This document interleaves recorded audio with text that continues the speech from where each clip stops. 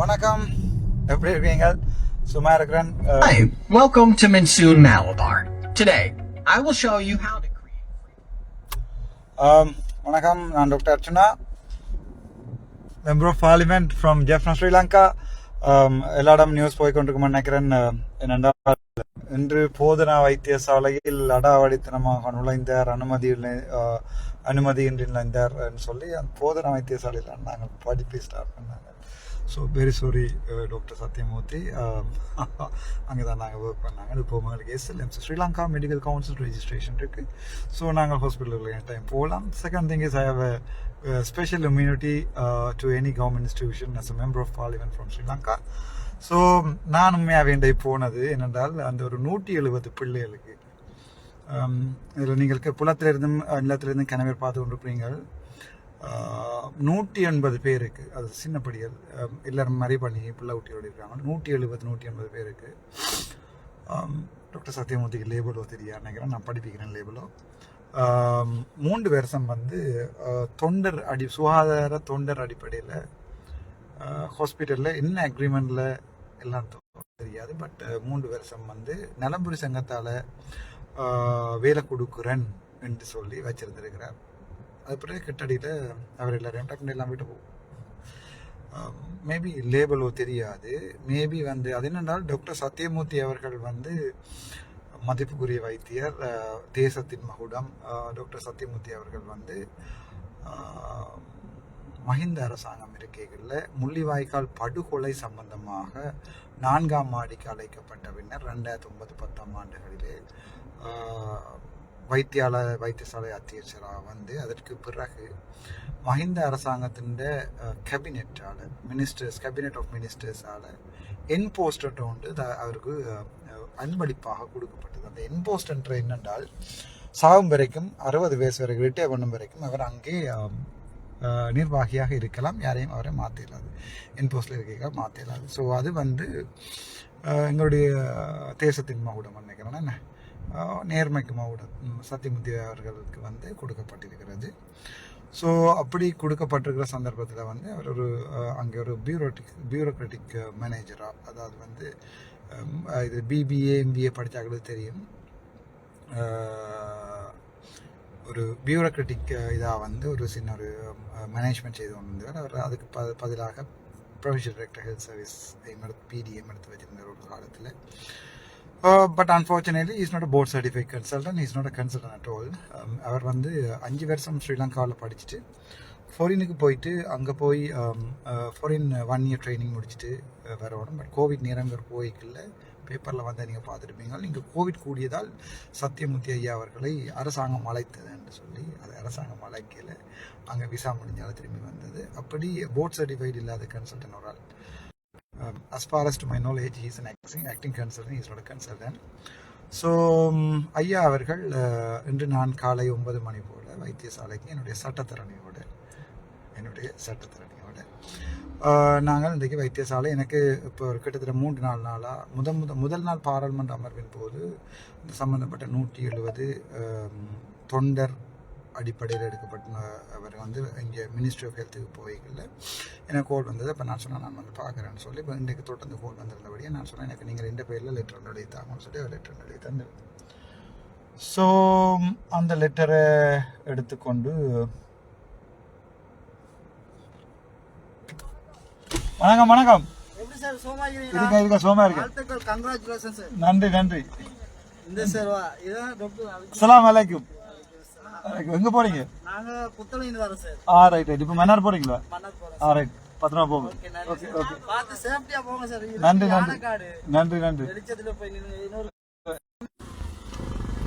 அப்போ அவர் அந்த இன்போஸ்ட் ஒன்று எடுத்து வச்சிருந்தபடியால், அப்புறம் அந்த எனக்கு தொடர்ந்து கோல் வந்தபடியாக நான் அந்த கோலை எடுத்து பார்த்துட்டு நான் போனேன். இதில் நின்றவொடனே அவங்க திருப்பி ஓடி வந்துடுவாங்க. ஸோ கோ கோலை எடுத்துட்டு நான் போனேன். போய் என்னுடைய சட்டத்திறனியோடு தான் நாங்கள் அங்கே போனாங்க. போய்க்குள்ள அவர் அவருடைய அந்த வளமையான அடியாட்கள் கொஞ்சம் பேருக்கு செக்யூரிட்டி மேன், இப்போ செக்யூரிட்டி மேனை பண்ண கூப்பிட்டு தன்னிட்ட அனுமதி எடுத்து எல்லாம் ரெக்கார்ட் பண்ணி வச்சிருக்கிறேன். ஸோ தன்னோட அனுமதியை எடுத்து போட்டு தான் வைத்தியசாலைக்கு வரும். As a member of parliament நான் யார்கிட்டையும் அனுமதி எடுக்க தேவையில்லை. செகண்ட் திங் இஸ், நான் அங்கே ஒரு கிளினிக்கல் இதையும் டிஸ்டர்ப் பண்ணிடுறேன், நேராக டிரெக்டர் ஆஃபீஸுக்கு தான் போனேன். ஸோ நான் போய் கேட்டேன், இது சம்மந்தமாக உங்களுக்கு பதில் தர இயலுமா, இல்லை நான் பாராளுமன்றத்திலேயோ அல்லது டிஸ்ட்ரிக்ட் கோஆர்டினேட்டிவ் கமிட்டி மீட்டிங் கேட்ட போது, இல்லை உமக்கு சொல்ல வேண்டிய தேவையில்லை, நான் உண்மை மாதிரி 1000 எம்பிமாரை கண்டிருக்கிறேன், 1000 மினிஸ்டர் மேர் இப்போ இருக்கிற எங்களுடைய மினிஸ்டர் என்ன பேர் மீன்பிடி வளத்துறை அமைச்சர் கூட என்னுடைய கையால் தான் எல்லாம் ரெக்கார்ட் பண்ணி வச்சிருக்கிறேன், பார்லிமெண்ட்ல போடுவோம், என்னுடைய கையால் தான் அதனால் நீங்கள் மினிஸ்டரோட போய் கதையுங்கோ, எங்களோட சுகாதார அமைச்சரோட போய் கதையும், போலீஸ்ல வழக்க போடும், அப்படி இப்படி என்று. ஸோ எல்லாத்தையும் ரெக்கார்ட் பண்ணி வச்சிருக்கிறேன். பாவம் இங்கிலீஷும் தெரியாது, சிங்களம் வேற ஒரு டன்னு தெரியாது, தமிழையும் படிவா கதைக்க தெரியாது, கொஞ்சம் பதட்டமே இருந்தது. எல்லாத்தையுமே ரெக்கார்ட் பண்ணியிருக்கு. 13ஆம் தேதி டிஸ்ட்ரிக்ட் கோஆர்டினேட் கமிட்டி மீட்டிங் இருக்குது. 17ஆம் தேதி பாராளுமன்றத்தின் அமர்வு இருக்குது. அப்போதான் சொன்ன விஷயம், இப்ப நீர் ஹோன்ரபிள் ஆயிரும், நான் உமா ஹோன்ரபிள் இல்லைன்னு மாத்தி காட்டுறேன் சொல்ற அர்ச்சனாண்டு. மனநோயால பாதிக்கப்பட்ட ஒருத்தட்ட கதைகள் மாதிரி இருந்தது. பட் நான் அதை பெரிய கணக்கெடுக்கல. என்ன சொன்னால் டாக்டர் நான் வந்து லேபிள் பண்ணக்கூடாது. அவரை நாங்கள் அவருக்கு கொடுக்க வேண்டிய ஊசிகளை நீட்டாக கொடுப்போம். இதனால் இப்படியான ஆக்கள் கொஞ்சம் பேர் வந்து ஹாஸ்பிட்டலில் இருக்கிறபடியா ஒரு ஹாஸ்பிட்டலுக்கு அந்த அந்த இந்திய கம்யூனிட்டியே பாதிக்கப்படும். முக்கியமாக புலம்பெயர் தமிழர்கள்ட்ட நான் என்ன சொல்ல வரேன் என்றால், 170 பேரை 5000 ரூபா சம்பளம், 10,000 ரூபா சம்பளத்துக்கு யாழ்ப்பாணத்தில் சாதாரணமாக ஒரு கடையில் போய் சாதாரண 3 நாள் சாப்பாடு வேண்டியக்குள்ளேயே எப்படி ஒரு 5000-6000 ரூபா காசு வேணும். ஸோ வேலை செய்த 3 வருடங்கள்ல 5 மாதங்களுக்கு மட்டும்தான் சம்பளம் கொடுக்கப்பட்டிருக்குன்னு சொல்லி முறையிடப்பட்டிருக்கு. ஸோ அது சம்பந்தமா நாங்கள் சம்பந்தப்பட்ட இதுகளை லேபல் ஒன்று இல்லாமல் இருக்கு. ஸோ 6 மாதத்துக்கு மேலே நீங்கள் ஒரு ஆளை எம்ப்ளாய் பண்ணி வச்சிருக்கலாது. ஒரு ஆளை எம்ப்ளாய் பண்றேன்டா EPF ETF கொடுத்துருக்கணும். அப்படி கணக்க விஷயம் சம்பந்தப்பட்ட வைத்திய அதிகாரிக்கு தெரியாது. இன்னைக்கு யாழ்ப்பாணத்தில் இருக்கிற லோயஸ் எல்லாம் ஓடி இருக்கணும் அவரோட சப்போர்ட் பண்றதுக்கு. தயவு செய்து ஒரு மனச்சாட்சியின் படி ஒரு விஷயத்தை நடந்து கொள்ளுவோம். நான் ஜெயிலுக்கு போனதை பற்றி எனக்கு கவலை இல்லை.